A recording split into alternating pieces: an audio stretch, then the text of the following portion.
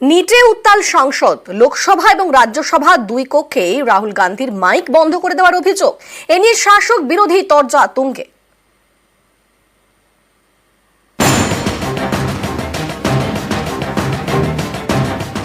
ডাক্তারির প্রবেশিকা নিটে প্রশ্ন ফাঁস কেলেঙ্কারি, তারপর একের পর এক সর্বভারতীয় পরীক্ষা বাতিল।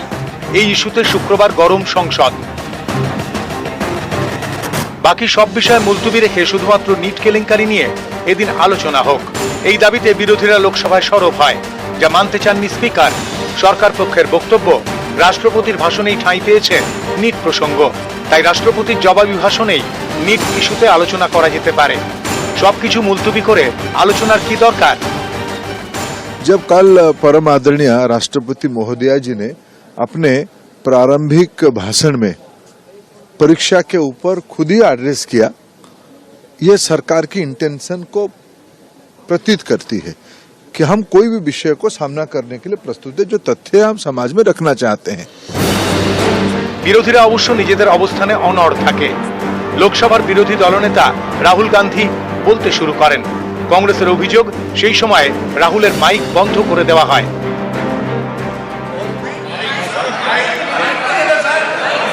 माइक मैं बंद नहीं करता हूं, पूर्व में भी आपको व्यवस्था दी थी, यहाँ कोई बटन नहीं होता। सर माइक तो दे दीजिए। अभी नहीं आपका सर, कोई हम रिकॉर्ड में नहीं जाएगा, इसलिए मेरा आग्रह है स्टूडेंट्स की रिस्पेक्ट करने के लिए हम नीट पर डिस्कशन करें। There's been a disaster as far as NEET is concerned. I tried to raise it in Parliament. Of course, as you saw, I wasn't allowed to speak. This is an issue that has affected 2 crore students. 70 times in 7 years, papers have been leaked. It's clear that there is a systemic problem.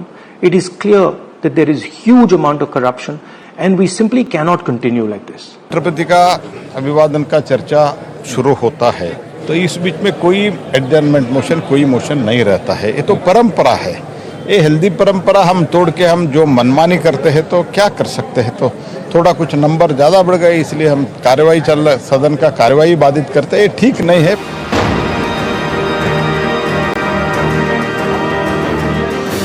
NEET ইস্যুতে এদিন উত্তাল হয়ে ওঠে রাজ্যসভাও। রাজ্যসভার চেয়ারম্যানের সঙ্গে বাদানুবাদে জড়িয়ে পড়েন উচ্চকক্ষের বিরোধী দলনেতা মল্লিকার্জুন খাড়গে।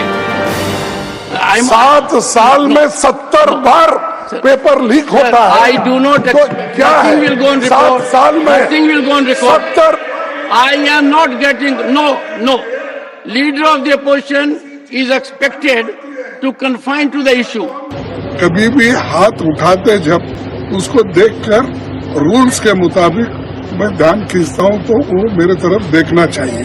उसके बजाय मेरे तरफ पर्पसली मुझे इग्नोर करने के लिए, इंसल्ट करने के लिए उन्होंने वैसा किया। এদিন রাজ্যসভার বিরোধী দলনেতার মাইকও বন্ধ করে দেওয়া হয় বলে অভিযোগ কংগ্রেসের। এ নিয়ে পারদ চড়ে। নিট ইস্যুতে সরব হন তৃণমূলের সাংসদরাও। তারা শিক্ষামন্ত্রীর পদত্যাগ দাবি করেন। অভিযোগ, বিজেপি সাংসদ বলার সময় সুর চড়ান তৃণমূলের সাংসদ সাগরিকা ঘোষ এবং সাকেত গোখলে। তখন তাঁদের ধমক দেন জগদীপ ধনখড়। ডেরেক ওব্রায়েনকেও তিনি নিশানা করেন। নিউজ 18 বাংলা। গড়িয়াহাটে পার্কিং চক্রের রমরমা। জাল স্লিপ দিয়ে টাকা আদায়, বেআইনি কারবার চালাতে টাকা দিতে হয় ক্ষমতাশালীদের। পেছনের শাসক নেতাদেরও মদত রয়েছে বলে অভিযোগ। এরকম অবৈধ পার্কিং তোলাবাজিতে ক্ষুব্ধ মুখ্যমন্ত্রী, তারপরেও চলছে বেআইনি কারবার। নিউজ 18 বাংলার এক্সক্লুসিভ। কেউ টাকা খেয়ে ইল্লিগাল পার্কিং দিয়ে দিচ্ছে। গড়িয়াহাট মোড়, দিনভর ব্যস্ততা। দেখুন এখানে কিভাবে রমরমিয়ে চলছে বেআইনি পার্কিং এর কারবার। গড়িয়াহাট মোড়ের একদিকে বালিগঞ্জ ফাঁড়ি, আরেকদিকে গোলপাড়। উপর দিয়ে গিয়েছে ফ্লাইওভার, এর নিচেই পর দাঁড়িয়ে বাইক, স্কুটার, 4 চাকার গাড়ি। এর মধ্যে বেশিরভাগই বেআইনি পার্কিং। গড়িয়াহাট থানা থেকে কয়েক পা এগোলে উড়ালপুলের নিচে একটা অংশ জুড়ে পুলিশ কর্মীদের গাড়ি রাখার জায়গা। গড়িয়াহাট মোড়ের দিকে একটু এগিয়ে যেতেই পুরসভার পার্কোম্যাট। কলকাতা পুরসভার তরফে একটি সংস্থাকে লাইসেন্স দেওয়া হয়েছে যারা এই পার্কোম্যাট চালায়।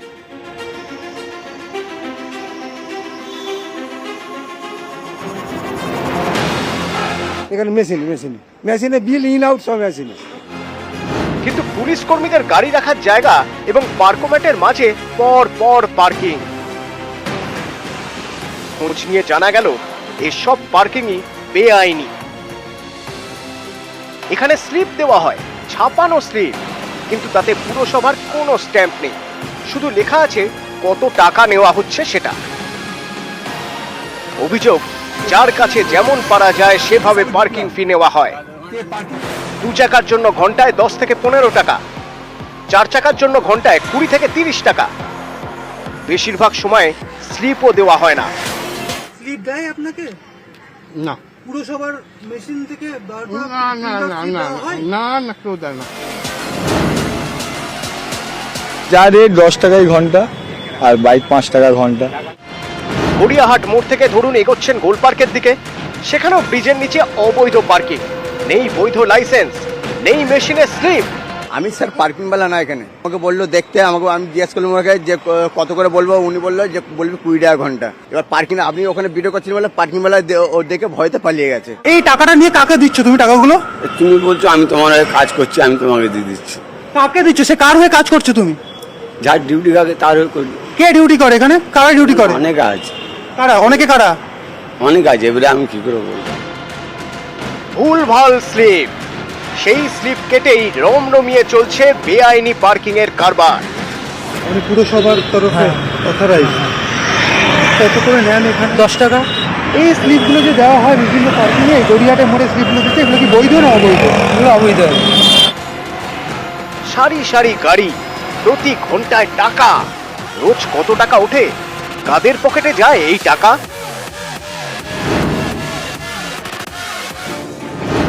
প্রভুদের খুশি করতে পারলেই আর কোনো চাপ নেই। পুরসভার পদাধিকারী, নেতার চেলা এবং পুলিশ। প্রভুদের পকেটে মাসে মাসে টাকা ঢুকে যায়। দৈনিক প্রায় 10,000 টাকা দিতে হয় এইসব ক্ষমতাশালীদের। তাহলেই কলার তুলে চালানো যায় বেআইনি পার্কিং এর অবৈধ কারবার।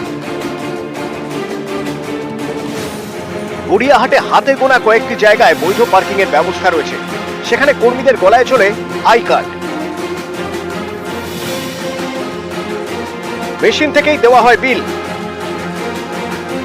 কিন্তু বেশিরভাগ জায়গাতেই এসবের বালাই নেই। থাকবেই বা কি করে? সবই তো বেআইনি। এই যে সিস্টেমটা, এটা তো আজকে না, বহুদিন আমি যখন তখন সিপিএম আমলেই। গত 24শে ফেব্রুয়ারি এই বেআইনি পার্কিং নিয়ে ট্রাফিক পুলিশের ডেপুটি কমিশনারকে অভিযোগ জানায় কলকাতা পুরসভা। তারপরেও যে কেস সেই। গড়িয়াহাট থানার নাকের ডগাতেই আজও রমরমিয়ে চলছে বেআইনি পার্কিং। অত শিল্প আমার নেই, আমি করে দেবো। নেই? কালকে স্লিপে আমাকে দেননি? এই স্লিপে আপনি দিয়েছেন কি দেননি কালকে? বেআইনি পার্কিং বন্ধ করতে পারলে পার্কিং এর মোটা টাকা প্রতিদিন সরকারের ঘরে ঢুকতো, কিন্তু তার হচ্ছে কই? প্রভাবশালীরা টাকা খাচ্ছেন আর বেআইনি পার্কিংও চলেই যাচ্ছে। কলকাতা পুরসভা এবং কলকাতা পুরসভার থেকে বরাদপ্রাপ্ত এজেন্সি ছাড়াও কলকাতা শহরের বুকে বিভিন্ন জায়গাতে অবৈধভাবে পার্কিং চলছে। এই ধরনের বিভিন্ন স্লিপ তারা ছাপিয়ে একের পর এক স্লিপ তারা দিচ্ছেন বিভিন্ন জনকে পার্কিং করার জন্য, এবং এইভাবেই তারা অবৈধভাবে এখানে পার্কিংয়ের ব্যবসা চালিয়ে যাচ্ছে। ক্যামেরায় কাঞ্চনের সঙ্গে অমিত, নিউজ 18 বাংলা, কলকাতা। কলকাতা শহরে দ্রুত পার্কিং সমস্যা মেটাতে উদ্যোগী মেয়র। কলকাতায় আর কোনো বেআইনি পার্কিং থাকবে না। পার্কিং করলে পিওএস মেশিনে পার্কিং এর টাকা। কোথায় ফ্রি পার্কিং, কোথায় ফ্রি পার্কিং তার বোর্ডও লাগানো থাকবে বলে আশ্বাস মেয়রের। মুখ্যমন্ত্রী যেটা বলেছেন multiple car parking, multi level car parking, সেগুলোর জন্য কয়েকটা জায়গা আমরা খুঁজছি।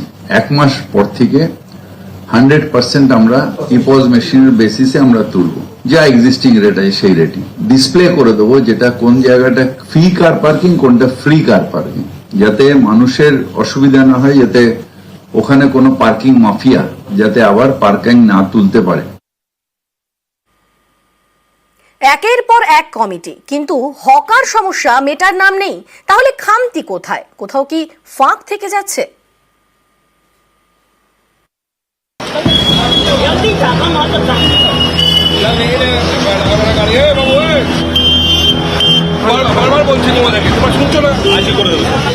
কলকাতায় হকার রাজ।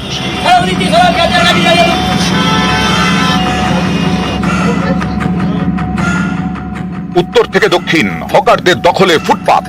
সমস্যা সমাধানে বৃহস্পতিবার একাধিক দাবাই দেন মুখ্যমন্ত্রী, করে দেন 5 সদস্যের হাই পাওয়ার্ড কমিটি। এরপর শুক্রবারই পথে নামেন সেই কমিটির সদস্য তথা পুরসভার হকার পুনর্বাসন দপ্তরের মেয়র পরিষদ দেবাশিস কুমার। টাউন ভেন্ডিং কমিটির প্রতিনিধি এবং এলাকার পুর প্রতিনিধিদের সঙ্গে নিয়ে শুরু করেন সমীক্ষা। আমরা একটা ফর্ম তৈরি করেছি হকার ইনফরমেশনের জন্য। আমরা যাব এবং আমাদের লোকেরা থাকবে, যারা হকিং করছেন তাদের কাছে ফর্মটা দেবেন, তারা ফর্মটা ফিল আপ করে জমা দেওয়া হবে, তারপর আবার কমিটি বসে সিদ্ধান্ত নেবে। আজকে শুধুমাত্র সার্ভের কাজটা শুরু হচ্ছে। অনেকেই বলছেন হকার সমস্যা মেটাতে কমিটি তো প্রথম নয়, কিন্তু সমস্যা মিটছে কোথায়? আগে হকার পুনর্বাসন দপ্তরের মেয়র পরিষদের নেতৃত্বে কমিটি ছিল। এরপর হকার নিয়ন্ত্রণের জন্য 2013-এ ঐতিহাসিক রায় দেয় সুপ্রিম কোর্ট। তাতে বলা হয় হকার নিয়ন্ত্রণের জন্য প্রতিটি শহরে একটি করে টাউন ভেন্ডিং কমিটি গঠন করতে হবে। সেই মতো পুর কমিশনার, পুরসভার দায়িত্বপ্রাপ্ত প্রতিনিধি, পুলিশের প্রতিনিধি, এনজিও, ব্যবসায়ী সংগঠনের প্রতিনিধি এবং হকার প্রতিনিধিদের নিয়ে টাউন ভেন্ডিং কমিটি তৈরি করে কলকাতা পুরসভা। কিন্তু এসব করে লাভ কি হয়েছে? হকার সমস্যা তো মেটেনি। একবার তোলার পরে আবার যে যার মতো বসে যান। অনেকেরই প্রশ্ন, টাউন ভেন্ডিং কমিটিতেই কি লুকিয়ে হকার জটের রহস্য? কারণ এর আগেও হকার সমস্যার অভিযোগ উঠেছে, কদিন শোরগোল হয়েছে, তারপর সব ধামাচাপা। কলকাতা শহরে ভিডিও করা ছিল কোন রাস্তা কত পর্যন্ত এনক্রোচমেন্ট আছে, তা সত্ত্বেও একটা করে নতুন ওসি আসে আর বসিয়ে দেয়। আমি রাস্তায় গেলেই দেখতে পাই, পুলিশের চোখে পড়ে না, সব চোখে ঠুলি দিয়ে বসে আছে। কেন ভেঙে দিচ্ছেন না? বিভিন্ন সময় হকার নিয়ে স্থানীয় কাউন্সিলরের দিকে আঙুল উঠেছে। অভিযোগ, টাকা খেয়ে ইচ্ছে মতো হকার বসিয়ে দেন স্থানীয় কাউন্সিলররা। নিউ মার্কেট এরিয়া কনজেস্টেড হয়ে গেছে, লোকাল কাউন্সিলররা চোখে দেখেও দেখে না। যেমন হাতিবাগান, রাস্তা নেই, রাস্তাটা দখল হয়ে গেছে। এতে আমাদের কাউন্সিলরদেরও অনেক দোষ আছে। তারা ভাবে দিয়ে দিলাম, টাকা কিনে নিলাম, মাসে চাঁদা পেলাম, না হবে না। কিন্তু হকার সমস্যা মেটাতে পুরসভার যে টাউন ভেন্ডিং কমিটি, তাতে নেই কাউন্সিলররা। এতেই অনেকের প্রশ্ন, কেন ভেন্ডিং কমিটিতে নেই কাউন্সিলররা? যাদের বিরুদ্ধে টাকা খেয়ে হকার বসানোর অভিযোগ, সেই কাউন্সিলররাই কি এতে ছাড় পেয়ে যাচ্ছেন না? হকার সমস্যা সমাধানে কি ফাঁক থেকে যাচ্ছে না? সেই জন্য উনি একটা কমিটি করেছেন, সেই কমিটি পর্যালোচনা করবেন, সেই জন্যই তো করেছেন। নজরদারির অভাব থেকে গেছে না? মুখ্যমন্ত্রী বললেন, সেই জন্যই কমিটি করতে হয়েছে। নিউজ 18 বাংলা।